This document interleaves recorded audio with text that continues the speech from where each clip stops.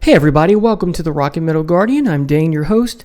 Today I'm starting a new series called The Best Albums Ranked, and what I mean by that is this series will cover the best albums of a particular band or artist discography instead of ranking their entire discography or catalog. So I will still do the other series where I go in and record and do a video for the complete discography of an artist or a band.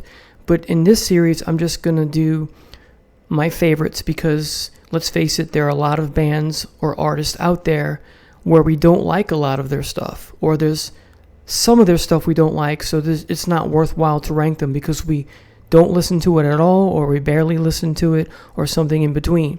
So it's just not worthwhile to rank, say, 10 albums that you never listen to or don't like at all. So today's episode is the best Uriah Heep albums ranked. So let's get started. Coming in at number 15 is High and Mighty. And as you can see, this is a twofer. And so what I mean by that is I'm taking a lot of these albums from this box set, Uriah Heep 50 Years in Rock, where they put two CDs or two albums on one CD. And I'm not a big fan of that, but this is the only way I can get some of these on CD because they're out of print. I'm also in the process of getting some of the CDs I already have here or otherwhere because I want the bonus tracks that are not available in this box set version because they did this. Anyway, so High and Mighty, as you can see, you have the Firefly on top, and then underneath you can see the High and Mighty album cover with the gun, upside down gun with the airplane wings, so hence it's high because it has wings and it's mighty because it's a gun. But this is the last of the David Byron era albums, and it makes my list because I like it enough to put it there. And as you'll see, there are 15 albums I'm talking about today, so this is number 15. And here are the songs, One Way or Another, Weep in Silence, my favorite song on the album, Misty Eyes, Midnight, Can't Keep a Good Band Down, my least favorite song on the album, Woman of the World, Footprints in the Snow. I like the song a lot. It's a soft, ballady type song, but I do like it. I like the lyrics a lot. Can't Stop Singing, Make a Little Love, least favorite song on the album, and Confession. Now, if you're not familiar with Phil Aston, he has his own YouTube channel called Now Spinning Magazine. It's also a magazine. He's over in the United Kingdom, and he's wonderful. He recently did his top 25 favorite Uriah Heep albums, and I've been wanting to do this for a very long time, like for years, even before the channel started, because I make lists. That's just something I do. But High and Mighty is number 15, as I said. This came out in 1976, the last David Byron era album before he left the band. There was a schism, or he separated with the band because of his substance abuse, and of course then he passes away a few years after that. And interestingly enough, there's a YouTube video of Mick Box being interviewed, or it's a video he made, I forget which, it's been a while since I saw it, where he says, and I did not know this, that he invited Byron back into the band, but Byron refused, I guess because of pride, stubbornness, so what could have been, right?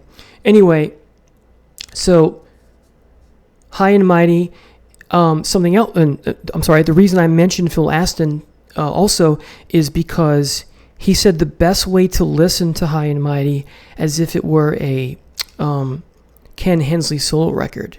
And so when I listened to it a couple nights ago, I was like, you know what, that makes perfectly sense. You listen to the mood and atmosphere and the ethos of the songs, they have more, if you're familiar with his solo work, it has more of a Ken Hensley vibe than any other member in the band. And if there's one thing I've learned over the many years since being a teenager about Ken Hensley, for good and for bad, he was often known for, notoriously, good and bad, to put his foot down and say, hey, we're not doing those songs, or we're not doing that song, we're going to do mine, or we're going to do a lot of mine, and that sort of thing. So clearly that was Phil Aston's way of saying that this is mostly, or if not all, of Ken Hensley's songs written and performed on the record.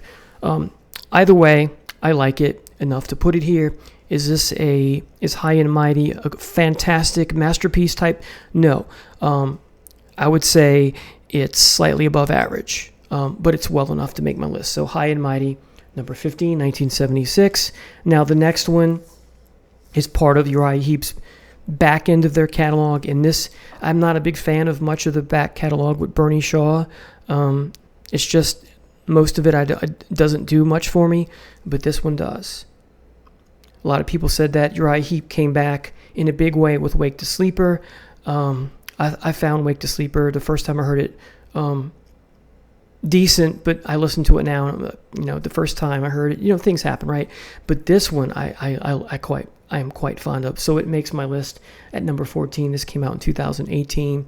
You have Grazed by Heaven, Living the Dream, the title track, Take Away My Soul, great song, Knocking at My Door, Rocks in the Road, Waters Flowing, It's All Been Said, Goodbye to Innocence, Falling Under Your Spell, and Dreams of Yesteryear. This is just short of fabulous, if you ask me. Almost the band firing on all cylinders. There's a couple things I would have done a little bit different. Maybe a little bit more crunchy guitars. Maybe a little bit more deeper into the Hammond organ. There is that, but I would have liked just a little bit more. It's a little commercial in spots, but that's okay. So anyway, Living the Dream, number 14. Number 13 is Return to Fantasy. Like High and Mighty, this album is disappointment. This was a disappointment when I first heard it, and like High and Mighty, to some degree it still is, but I do like them enough that I have to put them in my list because I do listen to them. Again, there's like High and Mighty, this and this and High and Mighty, are above average albums, slightly above average. So good enough for me to put in my best of list, because the albums in these 15 I listen to much more than the ones I'm not presenting. So process of elimination or process of omission, right? So this is not a masterpiece, but it is good. So the songs on here, the title track, Return to Fantasy, Shady Lady, Devil's Daughter, Beautiful Dream, Prima Donna, my least favorite song, Your Turn to Remember, Showdown, Why Did You Go? That's probably my favorite song on here. A Year or a Day. So 9 tracks, a good album. The album title is misleading because it's not a return to fantasy in the way you would expect Demons and Wizards and Magician's Birthday. Those are fantasy albums because of the lyrics and the album covers and right.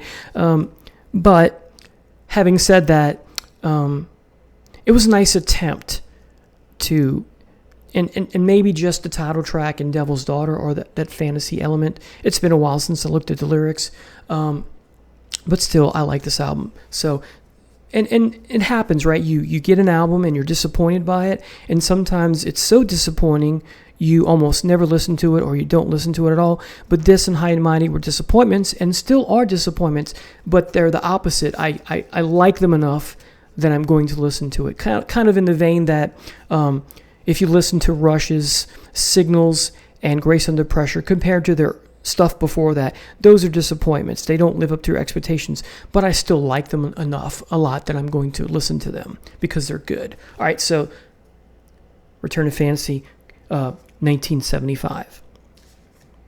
Now, the next one I don't have a prop for because I just downloaded in MP3 format. I think you can still get it on CD, but you would have to pay a pretty penny for it.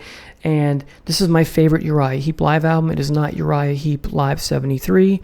It is Official Bootleg Volume 3, live in Kawasaki, Japan, 2010.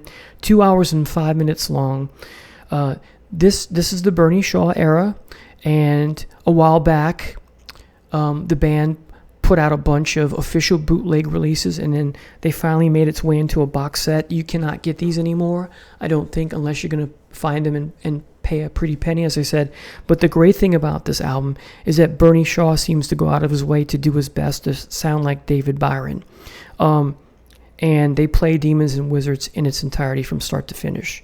So this is the only album I can think of that has Paradise to Spell live, or where it's Paradise to Spell and it's really good. And of course, most of the songs in the 2 hours and 5 minutes are David Byron era songs. There's a few Bernie Shaw tracks here and there, but most of it is David Byron era stuff. And Gypsy's on it, and July Morning. I think Magician's Birthday as well. So anyway, if you're not familiar with this, I highly suggest you listen to it on YouTube or wherever you get your music. I don't know if you can stream it. All right, coming in at number 11, another twofer, but we're going to focus on Innocent Victim. We have the this one. We have the horrible snake cover underneath the Fallen Angel, right? Hate that they did this, but anyway, so when I had this on vinyl as a teenager in high school, I had the t-shirt version where you have the band, you have the snakeskin background, but then you have photos superimposed on that, and the back's the same way with the track, just the track listing. But anyway, so Innocent Victim, you have Keep On Riding, Flying High, Roller, Free and Easy, my favorite song on here, Illusion, Free Me, Cheat and Lies, great, The Dance, and then Choices. Choices is fabulous. And this is the second album of the John Lawton trilogy, and this came out in November of 1977. And then sticking with what I have in my hand, so that was number 11. Number 10 is Fallen Angel, right here. And we have the Fallen Angel on the cover. And the songs here are Woman of the Night, Falling in Love, One More Night, Last Farewell. That was in parentheses. Put Your Lovin' on Me, Come Back to Me, What Do You Say, great song. Save It, Love or Nothing, I'm Alive, my favorite song on the album. And Fallen Angel, the title track. Interesting they put the title track last. Anyway, so Fallen Angel, 1978, September. And this is the last of the John Lawton era, the trilogy, if you will, unless you count the never released 10 Miles High, the fourth album, if you will, by Uriah Heep with John Lawton. You cannot get this on CD as far as I understand, or vinyl, or any other format, but you can listen to it on YouTube. It's called 10 Miles High. It's not very good, but there's probably 12 songs, or 13 or 14, and maybe 4 or 5 of them are good. There's a John Lawton version of Been Hurt, which I'm quite fond of. If you're familiar with that song, there's the Conquest version with Sloman on vocals. I like the Lawton version better. And like the other two John Lawton era albums, the trilogy, if you will, what makes those albums special is, and this is no disrespect to the rest of the band, but it's John Lawton's voice that is just what brings it all home, for me at least. So just a great voice. So Fallen Angel, 1978, September, number 10. So cracking my top 10. Number 9, Abominog. So we're focusing on this. And creepy album cover again. You get Too Scared to Run, Chasing Shadows on the rebound. Hot Night in a Cold Town. Running All Night with a Lion. My least favorite song, but I like it. That's the Way That It Is. Prisoner, Hot Persuasion, Sell Your Soul. And the fabulous Think It Over, which I think was a John Sloman song. Whether it's on Conquest or not, I can't remember. Or it's a John Lawton song too that's on 10 Miles High. It's something in that vein, but redone for this. And for some reason, I always associate this album with not Stephen King, the John Carpenter movie The Thing. Not the third The Thing, the second one, the remake from the original from the 50s. And the reason for that is because I remember waiting in line to go see The Thing with my mom and dad and my sister. And in front of me was a guy who had the t-shirt from the tour, and it was a gray t-shirt with this on the cover, just the monkey's face, the horned monkey's face, no orange, but just the orange monkey, and the rest of the shirt was gray background. And on the back, still gray, was the creature's claws coming down like this, leaving a mark, and the tour dates. And I thought, man, I've been trying to find this shirt forever, and I still can't find it. I'm sure it's got to be out there some way. I don't want to use one or, that kind of thing, but maybe I could try Etsy or something like that. That would be cool. So that's my associate with this album. And in the previous video, I associate this with the horror short story, The Monkey's Paw. But this is a great album. And also a quick anecdote about this album. When I first bought this, I thought, oh, cool, Uriah Heep's going heavy metal. No, it's essentially a melodic hard rock. And Peter Golby is the vocalist from Trapeze, coming over from Trapeze, the first of his trilogy with the band. This is the only one I like. Head First is okay. There's 4 or 5 songs, but I find Equator to be atrocious. I listened to it a couple nights ago. I was like, oh, this is so bad. It's got that 80s vibe to it, the bad 80s vibe to it, and even the guitar solos have that 80s cliched guitar solo feel to them, which I don't care for, and the synthesizers are not the type that I like for that. The synthesizers on here by Peter Sinclair are fabulous. Don't know what happened, but and Peter Golby sounds. The best way to describe this is an album oriented rock, melodic hard rock, Uriah Heep with a twist of Lou Gramm, because Peter Golby sounds a bit like Lou Gramm, not perfectly, but it has that vibe to it. So. It's that good. That's how much I like this. Yeah, it's not hard and heavy, except for a couple places like Sell Your Soul and maybe. Well, that's pretty much it. The rest is very melodic and that sort of thing, but it's so cool. It's so great. I find this. I would rate this album as very good. All right, so number 9. And I have to go back because of the twofer problem. And my next, number 8, is Firefly. So now we're focusing over here, and this awesome album cover. And the songs you get are The Hanging Tree, Been Away Too Long, great song. Who Needs Me, Wise Man, fabulous. Do You Know, also fabulous. Rolling On. My favorite song is Sympathy, great video if you can still find that on YouTube. And then the title track, Firefly, a slow but compelling, beautiful piece. Wow. It's interesting that they left. Well, they had the title track and it works. Usually you find a title track somewhere at the top or in the middle, but it works at the end, and I'm glad it's that way. So this is my favorite John Lawton album my favorite Uriah Heep album with John Lawton on vocals, I should say. It's that good. So number 8, fabulous. And then coming in at number 7 is Wonderworld. So this is the twofer again. You have Wonderworld and Sweet Freedom. So as you can see, it has the Wonderworld cover, but the sunrise from Sweet Freedom superimposed over it. And then I love the way Byron would pose this way. Just a ham, right? Great showman from the videos I've seen. So you have the title track. Where was I? Okay, you have the title track. Then you have The Shadows in the Wind. I'm not going to read all the song titles here, but you have So Tired, The Easy Road, Something or Nothing, I Won't Mind, We Got We, and Dreams. And there's another song in here. But a lot of people said this was Sweet Freedom Part 2, and it is. It sounds a lot like Sweet Freedom, but I still love it. It's just near and dear to my heart. So it makes number 7. Now, coming in at number 6. Sweet Freedom. So now I'm showing you the album cover in the jewel case, and this has the bonus tracks. The bonus tracks are Sunshine, 7 Stars extended version, Pilgrim extended version, If I Had the Time, a demo, great song, Sweet Freedom alternate live version, and Stealin' alternative live version. And of course the main tracks from the original: Dreamer, Stealin', One Day, Sweet Freedom, If I Had the Time, 7 Stars, Circus, and Pilgrim. So only 8 tracks, not counting the bonus tracks.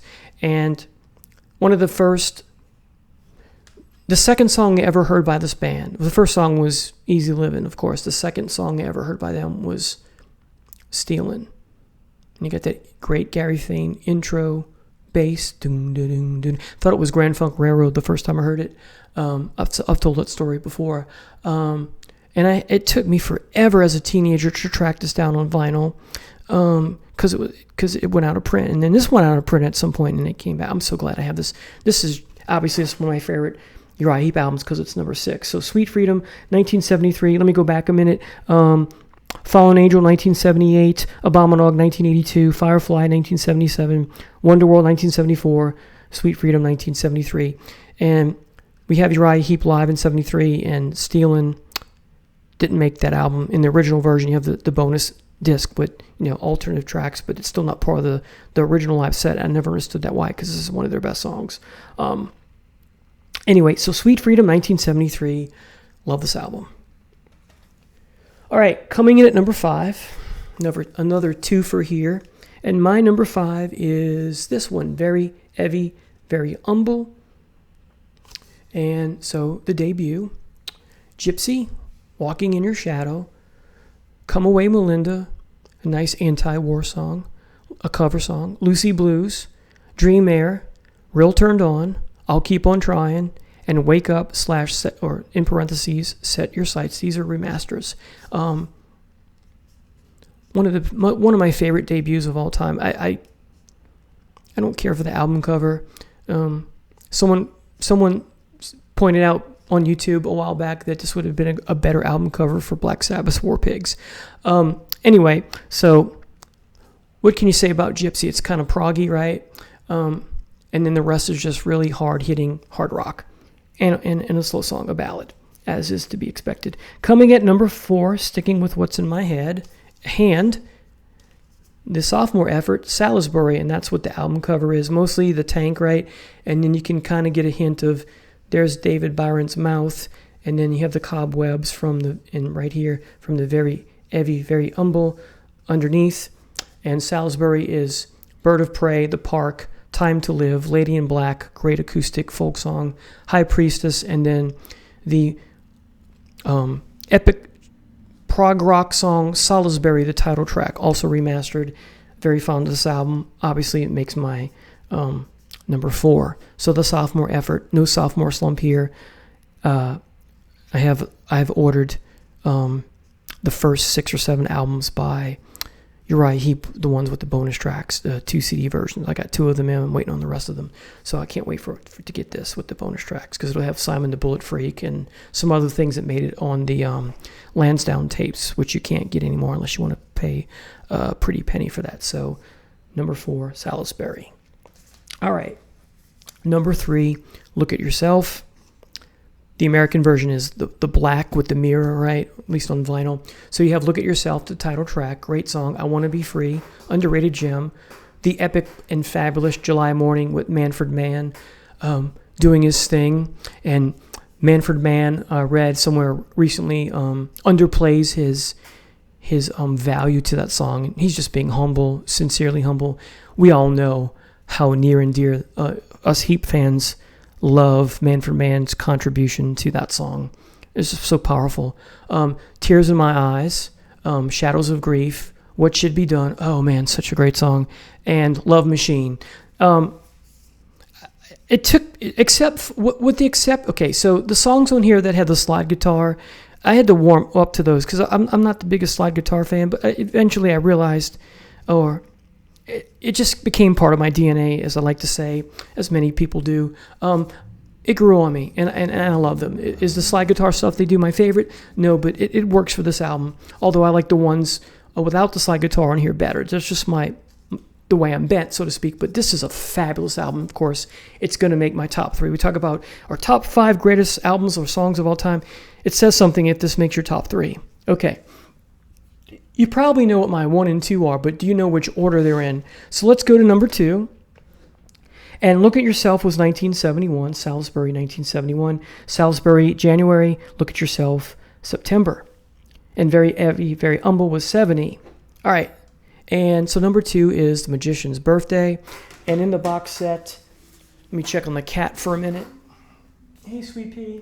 He's good. So here is the only vinyl that comes in the CD box set that I showed you. This is Roger Dean doing a reworking of, I like the original version, but it's cool to have. I'm never going to play this. I'm going to hang this up on the wall at some point. But then you get the original artwork. And there's, where is it? There is Byron, David Byron being a ham again. I just love those poses. It's great. And then you got Mick Box, still with a full head of hair, Lee Kerslake, Ken Hensley, and the fabulous Gary Thane. Oh man, what a great bass guitarist, right? And then here's the back with the cougar/rabbit animal. It's more of a rabbit than anything, I guess. And since I got this out, let me go ahead and show you. If you're not familiar with this box set, you get a reproduction of that, but then you have the original. I want to hang these up too. And then you get the original album artwork for Demons, and then the reimagined by Roger Dean. There's a new version of this album. Well, it's just got a new booklet, and it's got this album cover. I like the original, hence the T-shirt. And then you get this cool booklet with the box set as well, if you can still find it. I paid over $300 for this a couple summers ago, as I said, but it was worth it since I'm a big Heep fan. Okay, so you obviously know what number... Oh, well, let me talk about number 2. So you get Sunrise, Spider-Woman, Blind Eye, Echoes in the Dark, Rain. I just love that song. Sweet Lorraine, Tales, and The Magician's Birthday. Sunrise, my favorite song. Rain, my third favorite. And I love all of them, but Magician's Birthday is my second favorite song. I just love that epic track with the battle between good and evil and the way David Byrd assumes the role of both the villain and the protagonist in the war between wands, so to speak. And the guitar solo by Mick Box on that is just fabulous. So, all right, finally, and of course you know what it is by now, and that is Demons and Wizards. The Wizard, Traveler in Time, Easy Livin', Poet's Justice, Circle of Hands. Oh man, it's so great. Rainbow Demon, All My Life, the heaviest song on the album from the sense that towards the end, Byron's just screaming his head off. It's fabulous. And then talk about fabulous, Paradise / The Spell, 12 minutes and 41 seconds. I just love this song. Just a great album. And while I'm at it, my mom's no longer with me. She passed away many years ago, but these are the 2 CDs she bought for me. I was, I think, 19 or 20, and she asked me, I was still living at home, and she asked me what I wanted for Christmas, and I told her all I want is these 2 things, and she got them for me. And how sweet is that? So anyway, I just wanted to share a little anecdote for you. So giving the gift of music is one of the best things on this planet, and these are 2 of the best things I ever got as a gift. So there you have it, everybody. My best Uriah Heep albums ranked. I hope you enjoyed this program. I'm going to do more of these, I promise. So don't forget to click the notification button for all upcoming videos so you'll be apprised of those. And please click the like and subscribe button to help this new channel grow. Thank you so much for watching. Have a great day. Take care now.